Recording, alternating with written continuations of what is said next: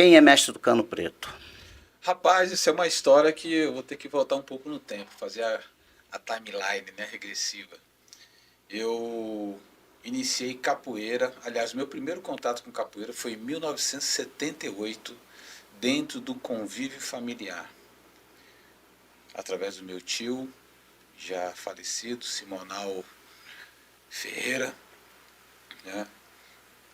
E assim, foi uma pessoa que toda vez que eu falo me emociona porque foi uma referência muito forte, não só para mim, como para meus primos, para meus irmãos, de capoeirista, de músico, de percussionista. A família abençoada ali, né? Que Família a gente abençoada. conhece. A gente conhece todo mundo Né? ali. E aí o primeiro contato vem através da referência dele, que a gente tinha muito, assim, cotidianamente, a parte cultural, que geralmente nos finais de semana todo mundo se reunia para bater papo, para festejar, para curtir, enfim.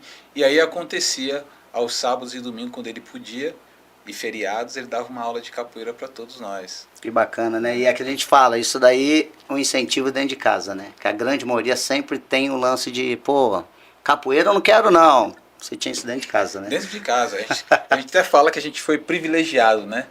Fomos privilegiados, porque o carinho que ele entregava, esses ensinamentos, era absurdo. A gente, enquanto criança, a gente não conseguia perceber com o olhar que a gente tem hoje de adulto, mas a gente ficava encantado, porque era tudo muito simples, muito verdadeiro, e de maneira que tocava a gente de uma certa forma, de acreditar naquilo que ia dar certo, faz que vai dar certo. Então, tentava fazer uma U, caía, levantava, E o voltava. incentivo, né? Incentivo E era com amor, né? com amor. A grande diferença Com é amor. isso, feito com amor, né? Com amor e com a família reunida. Isso é muito bacana. É uma lembrança que eu tenho muito forte da minha família, né? Então era o samba de roda, era o candomblé, era o São João, às vezes fazia fogueira, então os mais velhos ficavam em volta da fogueira contando histórias e a gente via aprendendo. Isso é oralidade, que a gente fala tanto na capoeira. E ali a gente ia tomando consciência de quem nós éramos, né? Enquanto filho, enquanto sobrinho, enquanto irmãos, né? A referência de pai e de mãe, a importância, a educação e o quanto isso ia formar o nosso caráter. Sim. Pelos valores e princípios que, né, o meu pai, minha mãe me deu, meu tio, enfim. Então, o meu início parte daí, do convívio familiar. Logo depois de alguns anos ele faleceu, né? Infelizmente, faleceu. E numa viagem que eu e minha mãe fizemos para a Bahia, para Salvador, a gente foi até a igreja do Bonfim e eu tinha um desejo de que ela me matriculasse numa academia de capoeira. Nossa, legal. E eu não falei para ela isso. Eu falava, mãe, eu quero amarrar a fitinha do Bonfim porque diz que 3 nozinhos. E o pedido? E a gente faz um pedido e ele com o tempo se realiza. E eu quero ver se isso é verdade. Mas acima de tudo eu acredito. Ela, tudo bem. Fomos para a Bahia, aí conheci meu avô, conheci minha tia, irmã da minha mãe, conheci meu primo, né? Fui conhecendo alguns familiares, e que é tudo ali da zona suburbana, né? Que é Largo do Tanque, Piripiri, Cotos, Plataforma, Paripe, Santo Tomé. E aí a gente foi tendo esse contato, né? De onde é que eu vinha realmente, né? Quem era meu avô, poxa, um negrão alto, quase 2 metros de altura, ficava assim impressionado. Também todo mundo é alto na família. Todo mundo alto. Aí eu falei, então é daqui que vem esse tamanho todo, né? E aí, rapaz, sei que a gente voltou para São Paulo, minha mãe falou, o que você quer fazer? Jogar bola você não quer, que você acha que você não leva jeito. O que você quer fazer? Falei, mãe, eu queria fazer capoeira, eu queria seguir os ensinamentos do tio Boa, né, que era o Simonal.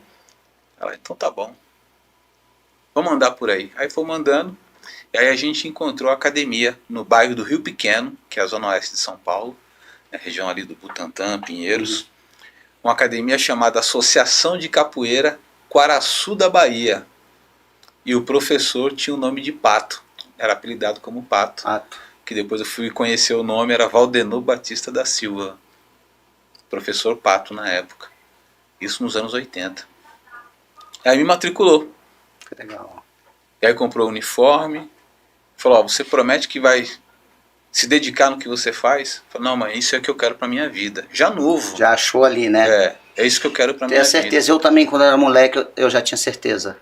E aí, cara, eu ficava tão encantado com os ensinamentos do Mestre Pato, porque ele era daquele ensinamento de pegar na mão, sabe? Pegar na mão para ensinar a gingar, se deslocar, fazer o movimento. Fazia com amor, né? Fazia com amor.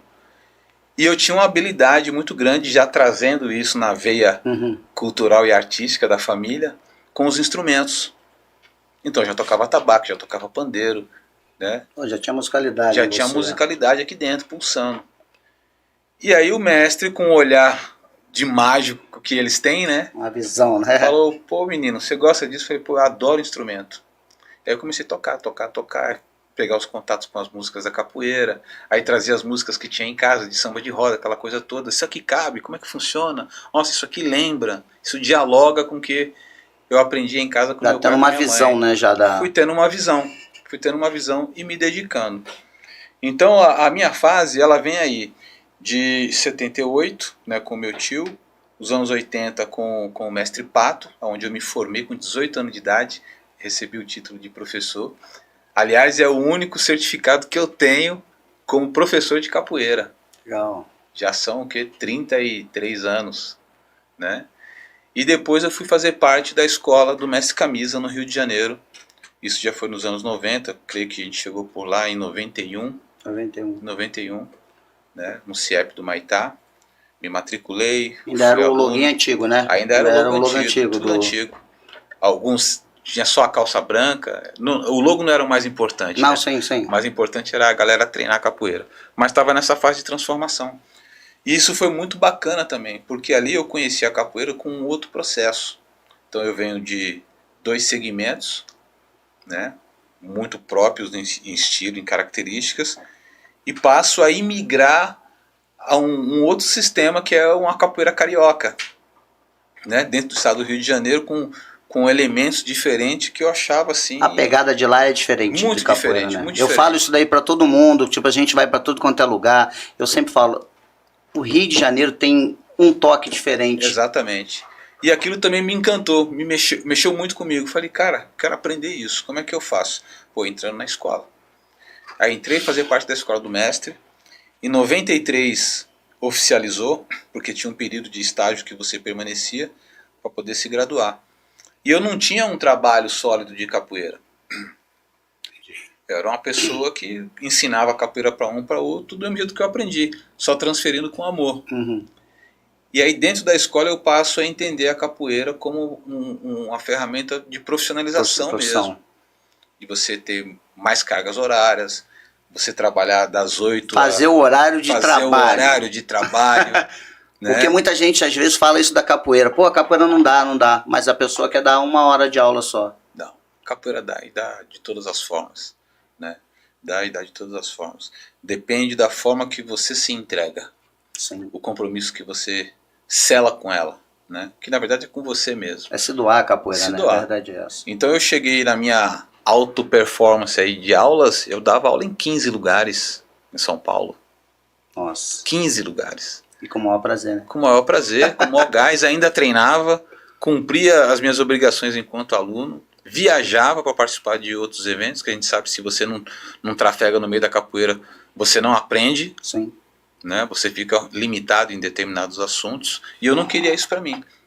Então, em 93 oficializa, aí eu passo a ser o instrutor dentro da escola, cumpro todos os regulamentos, né?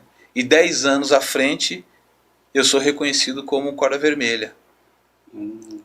Eu recebo a corda vermelha como formatura. E antes disso, 93, 94, 95, 97... desponta realmente esse elemento, esse artista que é o Tucano Preto, através da competição mundial, que foi a primeira competição de capoeira mundialmente falando. Nossa, e na verdade, a gente é capoeira, a gente sabe. Acho que é os jogos mais preparados de capoeirista, que tem mais capoeirista bom de capoeira participando, né? Sim, ali é um celeiro de bambas, né? A gente costuma dizer assim, né? Pessoas muito dedicadas, empenhadas e com um propósito.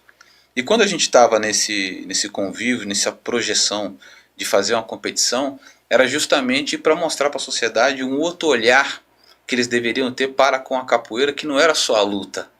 Porque a gente sabe que o final dos anos 80 e os anos 90, ele foi muito enfático. Sim, sim. Era muito contato. Né? Você ia na roda para se testar mesmo, testar. para ver se o seu golpe era contundente, como é que você saía. Treinava para isso. Treinava para isso. Né? E a gente foi forjado para isso. Tá, para se autoafirmar dentro da capoeira. Né? Exatamente. E trazer, claro, mediante a uma orientação, trazer essa autoafirmação para a tua vida própria. Sim. De maneira inteligente. Como é que você confronta com a mesma sagacidade que você tem na roda de capoeira para dialogar com um professor, um diretor de uma escola para apresentar seu trabalho. Sim. Né? Então tem um trocadilho aí que é muito positivo e também, até que às vezes isso a escola lá era diferente, né? Muito, muito. Foi uma referência, é uma referência dentro do trabalho de capoeira para muitos capoeiristas no Brasil e no mundo. E assim, tem ajudado e tem transformado.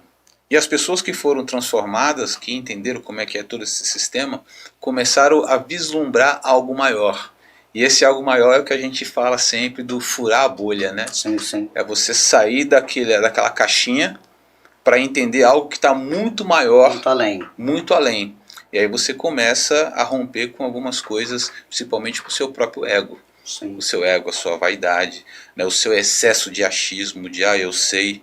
Porque o capoeirista, a maioria, ele tem um problema muito grande. Ele sabe que não sabe, mas quer dizer para todo mundo que sabe e ensinar aquilo que ele pensa que sabe aprendeu. E que ele não aprendeu. Não sentou ali para aprender. Exatamente. E quer ensinar. E isso é um problema. Isso é um problema. Né? Então hoje, como professor e gestor de um grupo de capoeira, eu friso muito bem para os alunos. Qual que é o propósito deles dentro da minha sala de aula? Para que eu possa atender cada um de acordo com o que ele está buscando. Com o que ele busca. Porque o que eu fiz, o que você fez, o que nosso coletivo fez dos anos 90... Não se encaixa hoje. Não se encaixa hoje para essa galera. Sim. Salvo um ou dois, né? E aí esses dois a gente E mesmo assim a capoeira não permite que ele cresça. Exatamente. Porque o sistema mudou. Né? Então tudo está diferenciado. Então o meu início de capoeira ele passa por esse triângulo, né? Essas três pernas aí, que é o meu tio, o mestre Pato e o mestre Camisa, o qual eu tenho a maior honra, um orgulho, um respeito e admiração. Não tenho problema nenhum de falar de nenhum deles. E eu sempre falo, né? Do meu ponto de vista, eu acho que de muitos também. Depois de Bimba e Pastinha vem mestre Camisa. Sim. Não tenha dúvida disso, cara. Exato. Porque o que esse cara contribuiu para a capoeira vai além. Exatamente. Tem novidade, vem pra roda, não é uma marca, é um movimento. Vai lá, encomenda a sua camisa e venha fazer parte desse movimento.